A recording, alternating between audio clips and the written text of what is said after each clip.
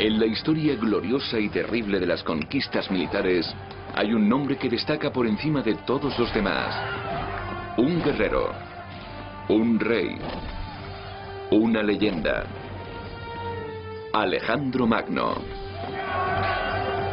Nunca ha habido otro como él en el mundo. Nacido de una madre despiadada. Creía que su madre se comunicaba con un ser superior. Educado por un filósofo brillante. Uno de los pensadores más influyentes del mundo, Aristóteles. Motivado por un padre dominante. Desenvainaban rápidamente las espadas y la sangre fluía con ligereza. Guerrero macedonio a los 14 años. General a los 18. Rey a los 20. Al mando de 40.000 soldados ansiosos de guerra. Dejó un gran legado y una historia controvertida que han perdurado hasta nuestros días. Alejandro Magno.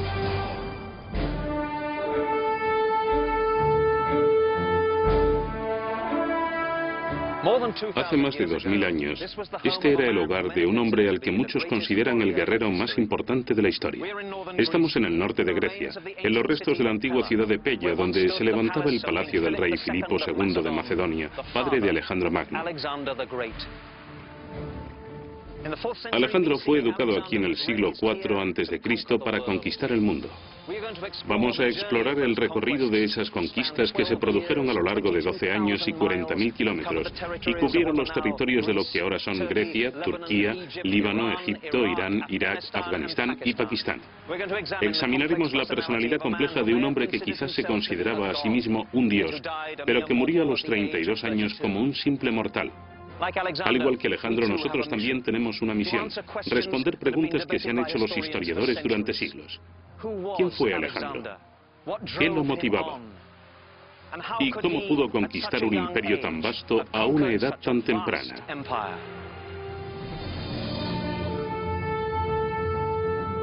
La mayor parte de lo que sabemos de Alejandro Magno procede de 4 historiadores antiguos que escribieron varios cientos de años después de la muerte de Alejandro en el año 323 a.C. Basaron sus manuscritos en los diarios de hombres que vivieron y lucharon junto a este guerrero legendario. Esos historiadores son Arriano, escritor y estadista griego, Diodoro de Sicilia, Curtio Rufo de Roma y el filósofo griego Plutarco, el único escritor que documentó la infancia de Alejandro y dedicó mucho tiempo a analizar su carácter. Cuando un retratista se propone crear un parecido, confía sobre todo en la cara y en la expresión de los ojos, y presta menos atención a otras partes del cuerpo. Del mismo modo, intento yo estudiar las acciones que revelan el funcionamiento del alma. Y así empezamos la historia increíble de un hombre que vivió una corta vida de 32 años, pero consiguió la inmortalidad histórica.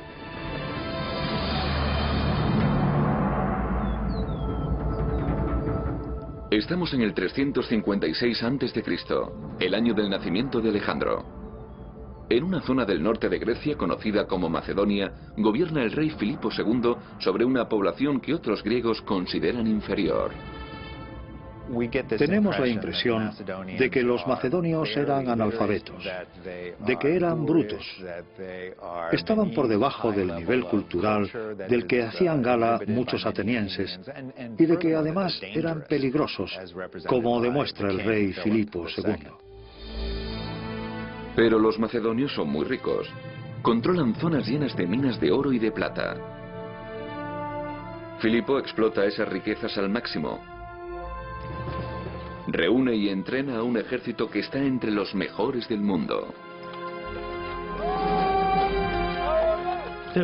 El reino de Filipo supuso un gran trauma para ellos.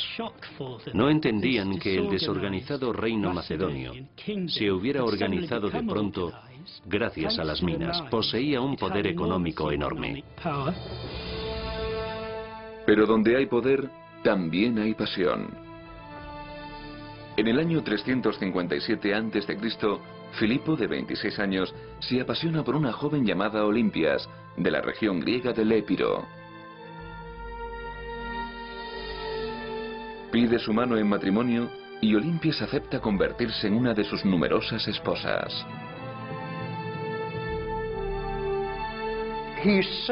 Tenía fama de casarse con una mujer distinta en cada campaña. Y la causa de ese comentario era que quería hacerse invulnerable diplomáticamente, contrayendo distintas alianzas. Filipo está enamorado de la belleza de Olimpias, pero no sabe que ella posee un lado salvaje, excéntrico, que está metida en cultos místicos y mitologías. Ella tiene un carácter fuerte y le interesa la política, la religión, pero sobre todo la dinastía. No se confundan. El interés principal de Olimpias a lo largo de su vida fue ver en el trono a su hijo Alejandro. Creo que se mostró muy despiadada en lo concerniente a la sucesión de su hijo Alejandro. El matrimonio de Filipo con Olimpias produce al rey preocupaciones y desafíos más grandes que los que tiene que afrontar en el campo de batalla. La noche antes de que se consumara el matrimonio, la novia soñó que un rayo golpeaba su vientre. Filipo se vio a sí mismo en un sueño, sellando el vientre de su esposa, y en el sello había la figura de un león. En otro momento, Filipo vio una serpiente tendida al lado de Olimpias, mientras ésta dormía. Y eso debilitó y enfrió su pasión por ella. A partir de ese momento, se acostaba raramente con ella. O bien tenía miedo de que le lanzara algún conjuro diabólico, o creía que ella se comunicaba con un ser superior.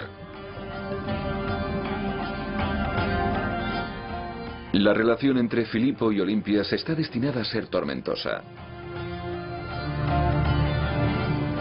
Filipo vio personalmente en secreto a la serpiente que yacía en el lecho con Olimpias. La experiencia le preocupó mucho. A Zeus, el rey de todos los dioses griegos, se le representaba a menudo en forma de serpiente. Filipo siente un deseo ardiente por saber si el niño que nacerá de Olimpias ha sido engendrado por él, o quizá, aunque inimaginable, por Zeus. Solo hay un lugar donde puede encontrar la respuesta: en el oráculo de Apolo en Delfos.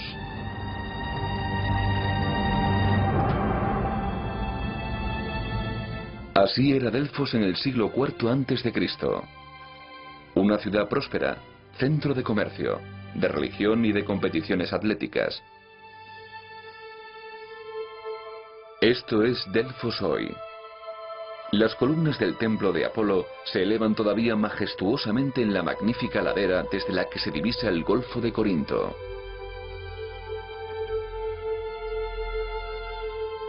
Cuando nosotros oímos las palabras oráculo de Delfos, lo que entendemos es el lugar. La persona era el profeta. Lo que decía era la profecía. Ese es el lugar sagrado que estaba dedicado a Apolo. Y Apolo era el dios del sol, el dios de la música y la poesía. Por otra parte, en Delfos, Apolo podía predecir el futuro a la gente, y eso le daba un carisma especial. Por eso se llamaba oráculo, y eso es el oráculo de Delfos. Dentro del oráculo se pueden ver los tesoros, las estatuas, las dedicatorias, el templo. Ese es el edificio más importante. Debajo estaba el sótano, la habitación sagrada, y la sacerdotisa decía el futuro a la gente desde allí.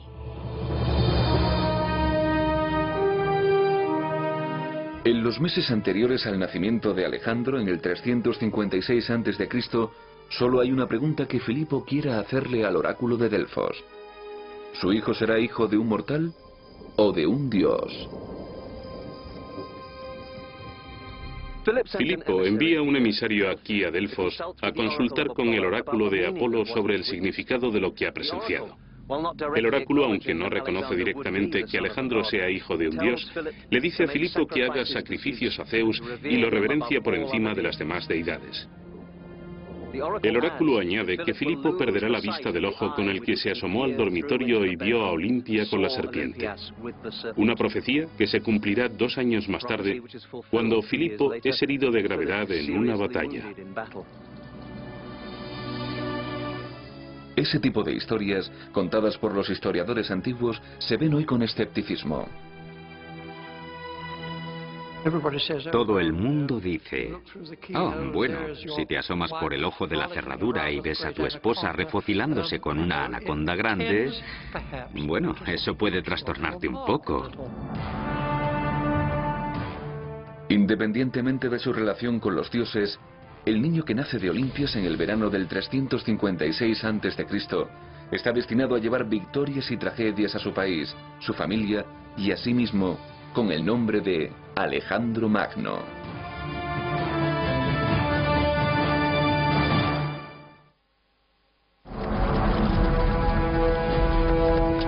En la época del nacimiento de Alejandro Magno, en el 356 a.C., las tropas de Filipo II están ocupadas ampliando el reino.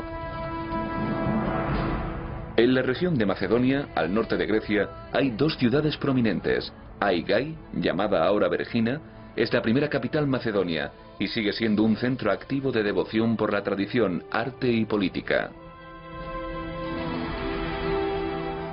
Todavía existen los restos de un palacio grande, así como un teatro al aire libre donde se celebran festivales, actuaciones y competiciones atléticas. En el siglo IV a.C., Pella se convierte en la capital macedonia y el hogar del rey Filipo II. Aquí es donde crece Alejandro Magno. Lleva una vida de príncipe, pero no es un niño rico mimado ni mucho menos. Su ambición y su curiosidad por el mundo son ilimitadas. Alejandro es un chico de una gran inteligencia. Su autor favorito es Homero y duerme con una copia de los poemas de Homero al lado de la cama. En Pella asiste a la escuela reservada a los hijos de la nobleza macedonia. En esa academia recibe un entrenamiento académico, atlético y militar. Pero a los 13 años sucede algo que convence a Filipo de que la inteligencia de su hijo solo se ve superada por su valor. Hubo un día en el que Filoneico de Tesalia llevó a Filipo un caballo llamado Bucéfalo, que ofreció venderle por 13 talentos. El rey y sus amigos bajaron a la llanura a presenciar las pruebas del caballo y llegaron a la conclusión de que era salvaje e incontrolable. Filipo ordenó que se lo llevaran. Pero Alejandro, que estaba cerca, comentó: se van a perder un gran caballo, y solo porque no saben controlarlo ni se atreven a intentarlo. Alejandro se acercó a Bucéfalo, lo sujetó por la brida y lo colocó en dirección al sol, porque había notado que el caballo se asustaba de su sombra. Alejandro montó el caballo y lo puso al trote con su voz y un gesto del pie. Filipo y sus amigos contuvieron el aliento, temerosos hasta que vieron a Alejandro regresar triunfante. Su padre, nos dicen, llegó a llorar de alegría. Cuando Alejandro desmontó, lo besó y le dijo: hijo mío, tendrás que encontrar un reino lo bastante grande para tus ambiciones. Macedonia es demasiado pequeña para ti. Realidad o ficción, la leyenda dice que Bucéfalo se convirtió en el caballo predilecto de Alejandro, un caballo que montó en la batalla en años posteriores.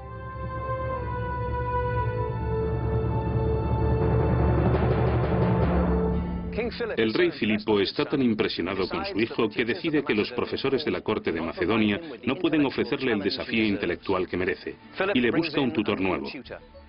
Un hombre que ha pasado la historia como uno de los pensadores más influyentes del mundo, Aristóteles. Filipo también proporciona a su hijo un entorno mágico en el que aprender. Este es el recinto de las ninfas en Mieza, parte de los jardines legendarios de Midas. Estos arroyos, grutas y senderos en sombra se consideraban sagrados para las ninfas, diosas mitológicas que eran espíritus de la naturaleza.